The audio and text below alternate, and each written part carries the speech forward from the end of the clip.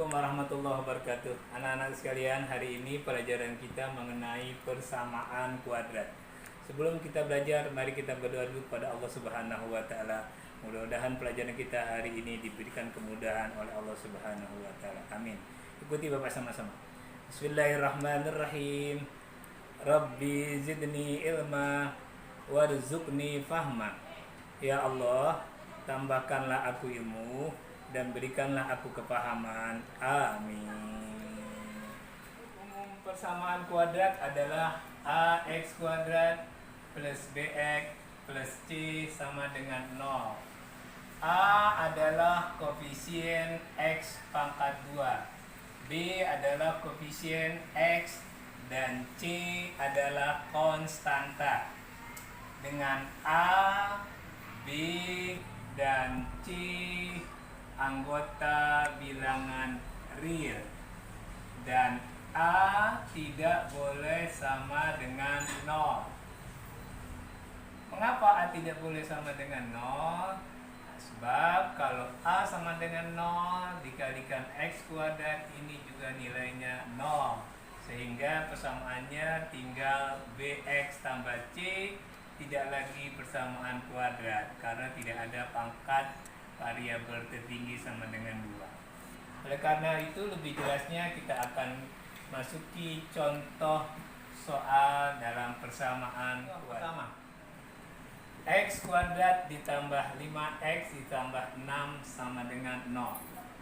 Berarti koefisien X kuadrat A-nya sama dengan 1. Ini 1 tidak pernah ditulis dalam variabel. B sama dengan 5 dan C sama dengan 6. Sehingga kalau nanti ada pertanyaan A tambah B tambah C berapa nilainya, maka kita tinggal masukkan 1 tambah 5 tambah 6 sama dengan 12. Kedua, 3x kuadrat sama dengan 27. Nah, untuk menentukan berapa A, berapa B, dan berapa nilai C, ini harus kita kembalikan ke bentuk umum semula. Itu menjadi 3x kuadrat, 27-nya ada di sebelah kanan, kita geser ke kiri jadi minus 27 sama dengan 0. Dari sini kita baru bisa menentukan nilai A adalah yang di depan X pangkat 2, yaitu 3. Sedangkan koefisien X tidak ada, berarti B bernilai 0. Dan konstantanya bernilai minus 27.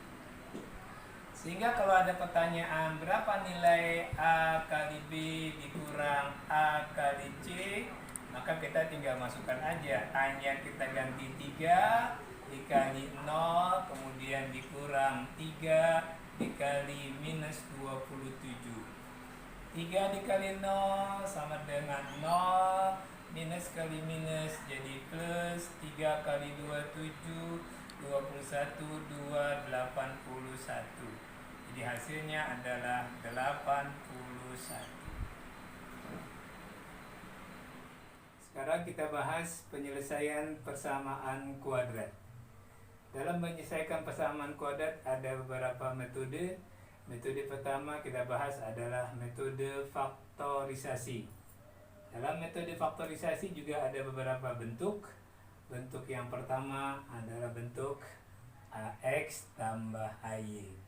Memfaktorkannya adalah A dalam kurung X tambah Y. Kita lihat mana ada faktor yang diulang dalam penulisannya. Untuk lebih jelasnya kita lihat contoh X kuadrat tambah 3X sama dengan 0. Di sini ada X, di sini juga ada X, berarti X itu berulang. Maka X kita keluarkan, X, maka yang di dalam kurung X ini tinggal X, kemudian yang ini X nya sudah keluar, jadi tinggal 3 sama dengan 0. Ini pemfaktorannya. Lanjut kita mencari himpunan penyelesaiannya. X kita buat sama dengan 0, X sama dengan 0, kemudian X tambah 3 sama dengan 0, 3 kita pindahkan ke kanan, positif pindah menjadi negatif, X sama dengan minus 3. Maka himpunan penyelesaiannya adalah biasakan menulis dari bilangan yang terkecil dulu, min 3 dan 0. Oke. Orang yang kedua adalah bentuk A kuadrat dikurang B kuadrat, yang terkenal dengan bentuk selisih 2 kuadrat. Jadi kalau difaktorkan menjadi A tambah B, A dikurang B, ya. Kita ingat 1 plus 1 min, itu yang mudah kita ingat. Misalnya X kuadrat dikurang 36, maka kita buat dulu kurungnya sama dengan 0, 1 plus, dan 1 min. Karena X-nya sudah kuadrat, yang mudah kita letakkan dulu di sini X, di sini X. Kemudian 36 itu berapa kuadrat? 36 itu adalah 6 kuadrat, berarti di sini 6, di sini juga 6. Selesai pemfaktorannya, maka kita lanjutkan dengan mencari penyelesaiannya. X tambah 6 sama dengan 0 dan X dikurang 6 sama dengan 0. Kita selesaikan yang ini, X sama dengan 6-nya dipindah ke kanan, plus jadi minus 6. Kemudian kita selesaikan yang ini, minus 6 dipindahkan ke kanan menjadi 6. Sehingga himpunan penyelesaiannya menjadi minus 6 dan 6. Ya. Bentuk pemfaktoran yang ketiga adalah AX kuadrat plus BX plus C sama dengan 0 dengan A sama dengan 1. Misalnya X kuadrat ditambah 5X ditambah 6 sama dengan 0.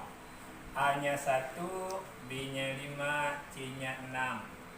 Memfaktorkannya sebagai berikut. Kita buat dulu faktornya sama dengan 0, karena A-nya 1 berarti X. 1 itu hanya 1 kali 1. Tinggal kita mulai dari C. C sama dengan 6. 6 itu perkalian dari 1 kali 6 atau 2 kali 3. Dari pasangan bilangan ini kita jumlahkan. 1 ditambah 6 sama dengan 7, 2 ditambah 3 sama dengan 5.